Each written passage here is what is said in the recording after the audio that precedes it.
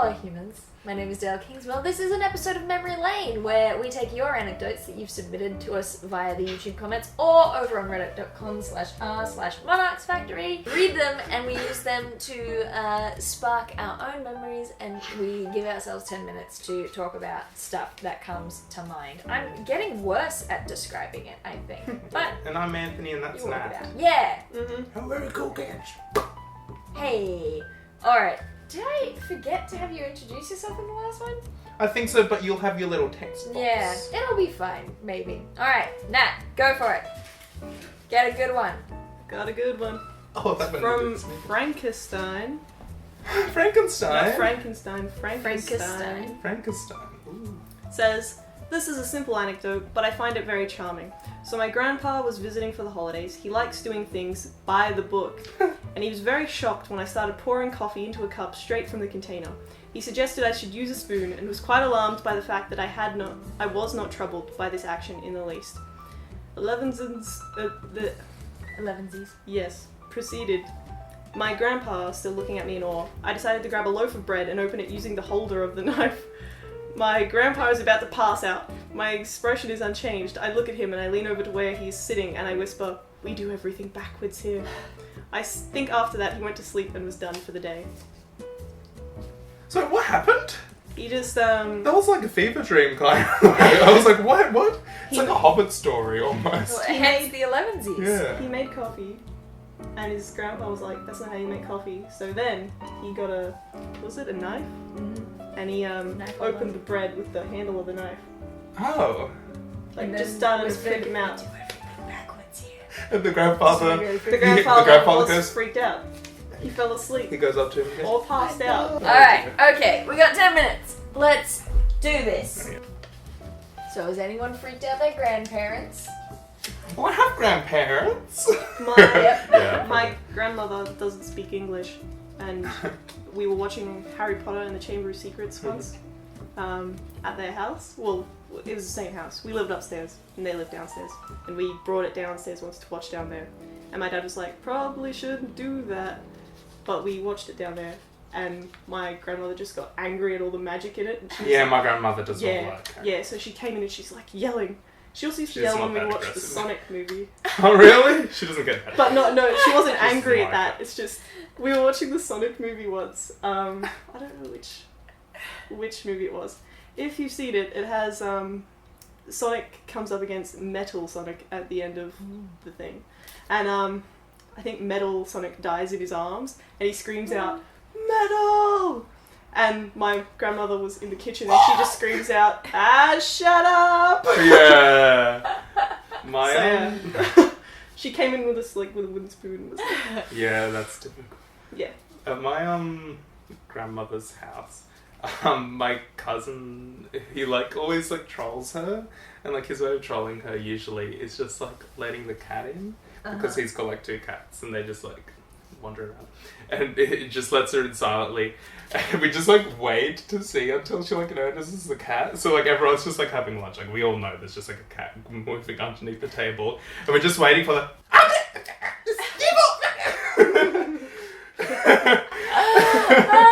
That's beautiful. My dad, whenever we watch any Harry Potter movie, and it's usually, we don't tend to sit down and watch through them, our family, we don't put on a Harry Potter movie, but if they're on TV and we're watching them or whatever, he'll walk in, and he does this with most movies, but it's funniest with Harry Potter because he has never read any of the books. He clearly zones out whenever we have conversations about it, and so at some point he walked in the middle of one of the Deathly Hallows movies and spent the whole time, every 5 minutes, just going, "What's a Horcrux?" Oh.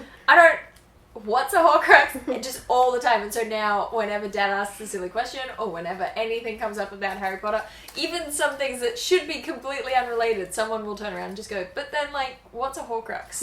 I love Harry Potter. No, I'm pretty sure it was our first family movie experience, seeing. I'm pretty sure probably wasn't, but I can remember us all going, and we always saw each Harry Potter movie together after that.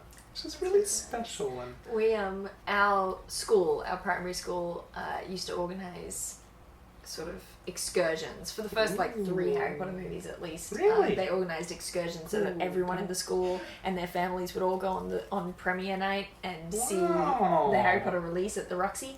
Cool. And so we'd all go down for that, and I can remember going to see the second one really clearly because someone thought all the kids were in the van, our crazy Little Miss Sunshine van. Someone thought we were all in the van as I was climbing into the van and shut the van door on my hand, and it was hurt, but we were running super late because that's what we do. And so Mum had to just run in and grab the first frozen thing she could, and she grabbed a bag of open peas.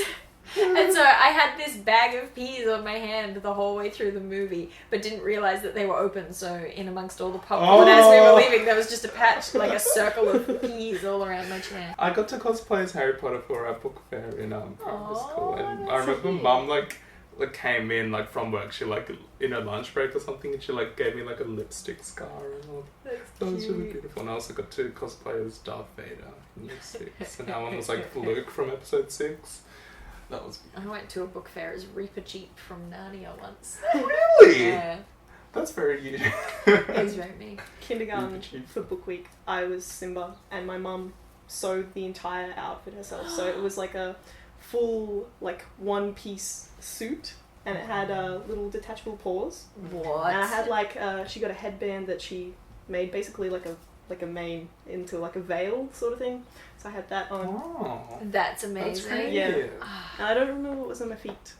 Did you guys used to get those like book Nice. club things in like primary Yeah. school? The That ones we was used to so order great. books from. And I remember they used to like always have like computer games in the back with like that lady in red. I don't Oh remember yeah, that. yeah. Do you know what I'm talking about? Vaguely. She's like a kind of detective maybe. Yeah. And I think it was a computer game, but it might have been a book. But there were It might have computer been a games. book, but Yeah, it might but that was be- really, that was like the early days of like internet shopping, and it was so Oh, exciting like when Oh, your it like was books the came in. best. The last page of that book always had the ones where it was like you get a book and you get Yeah, that's right. It was like a pack. million things. it was like books, it came with So toys exciting. and key rings, and it was like a full thing. Yes. But when you paid for that one, it was like a subscription. It was like 6 weeks worth of stuff. So my mum didn't It's like like buying early that week, right? one. Whenever she did though, she would buy the first one and then ring up immediately and cancel, so that we only got the one yeah, on the yeah. back. Clever girl. Even though I did not like that. Anyway, Yeah, one I know. time we got a Pokemon one, so I got a Oh. bunch of Pokemon novels and all this stuff, and Mum forgot to cancel. And so I was like, I'm not telling her, and I was just like waiting for all the Pokemon books to come in, and it was the greatest. That's so Gosh, that's kind of evil. We didn't order from the Scholastic catalogue that often. Yeah. We did a couple. No, of we times. didn't do it. That book there is from it, The Black Tattoo. I used to get the horrible histories from. I used to love that's it. nice. The first one I read was Groovy Greeks and the Rotten Romans, because someone lent it to me and just started a whole The original thing. Horrible Histories when it was a cartoon. Yeah, and Yeah. like that was so great. Those were great. That's a battery button flashing. The other one was my friend and I once got a Simpsons comic, and did we pay for it ourselves? We might have saved up for it and paid for it, but we treated it like a child. It had Yes! custody at like I think it was Monday to Thursday was at one of our places, and then Friday to Sunday was at the other places, and we just would bring it and swap it. I had this like Simpsons folder and like inside like in primary school. It had like all the characters, and I used to just like sketch them, and eventually I like learned how to draw them. And I used That's to like cool. draw all these like compilations of characters, and then it like moved to SpongeBob, and I like made like I told you about this actually. I like did all these SpongeBob comics, and I've actually found a few that I still have. That's and really cool. There was even like a SpongeBob Star Wars like mix up that I did with like some friends, and that's what we did in lunchtime in year 6. That was so fun, Yeah. so I creative. think I made a comic that was called Teenage Mutant Ninja Hamster. I think that was the only twist on the name that it had, and it was just like comic strips, like weekly punchline comic strips, but about this ninja hamster. And I made a song about it and everything, and it became like a thing in year 7 that people were like drawing that hamster in their Wow. books and That's cool. stuff. In year 4, my friend and I, the one that we split the comic with, Dobby, we used to draw comics. We had our own comics on the side, and we had our collaborative project, which was about a chicken drumstick, Yeah, you told me about just called Chicken Leg. And it was just the most simple thing. It was just a chicken leg with one eye, and occasionally an inflatable butt, because that's hilarious when you're 10. funny. Oh, it's still funny. Let's not pretend. Yeah, alright, yeah. It's an inflatable butt. Yeah, so it was the chicken leg, occasionally featuring Tony Hawk. Tony Hawk was the same chicken leg, but he just had a helmet on, and he usually had the inflatable butt. We used to draw these comics. And I assume he skateboarded. Yeah. Okay. They were very popular. My teacher was really supportive of us. Mrs. Hailstone in year 4. That's a great name. Yeah, she was the most supportive teacher. Don't want to get her angry though. No, she was nice all of the time. So Dobby's dad used to take the finished copy when we had done to his work, and he would like print off a whole bunch of copies, and then we would it up. Yeah, and then we would hand them out in our classes. But Mrs. Hailstone was so supportive that one time she let us out of class like 5-10 minutes early, and she was like, "Go sign all of them, and then you can stand at the door, and when I let the class out, you can just hand them out through the door like that." That's so nice. We used to do that, and like people from primary school have been like, "Hey, guess what I found? Your old comics." Really? Like, Yeah, I drew like an anti-bullying comic, and they like used it for like heaps of years after I'd left. And like so nice. one of the teachers, when she used to see me, she was like, "I still keep it." And I actually drew like a really nice like Peter Rabbit like illustration from my year 6 teacher. And that's like past when everyone stopped drawing, but I was still doing it. And she kept it on the wall, and that was really nice. See, I loved drawing. You did an anti-bullying one. You had an industrious, like, collaborative thing with your friends. I made a zine once that's called Why Bears Are Great, or Why People Should Think About Bears More, something like that. I like and it it's already. still over there. But that's it. That's the whole thing. Over where? I'd like to bookshelf quickly somewhere. say that the SpongeBob comic actually came to fruition, the Star Wars one, because as a present to my buddy, we had to like make presents for our buddies, and I like literally made it into a book and coloured it all in, and I actually have a copy of it too at home. I need to find it. It's so creative. I love it. It's very me. Hey, I hope that you enjoyed this episode of Memory Lane. If you did, and you thought of an anecdote from your own life as we were talking, you can leave it in the comment section below the video, or over on reddit.com/MonarchsFactory. And maybe someday it will be the opener for one of these videos. Wouldn't that be nice? I know! I'm Dale Kingsmill. I make videos here. I'm Anthony. And you can find me at my links in the description bar to the Russian Blue channel. There's wonderful videos there waiting for you, and waiting for you to press buttons and comment. And Like the watch. magical mystery tour. And Dale is They're there too waiting. now. I am. And I'm Nat, and I still don't have social media. It's the same day. I know it's the same day, but like, could we pretend? Oh, I'm wearing and then different we clothes. make it better? Whatever.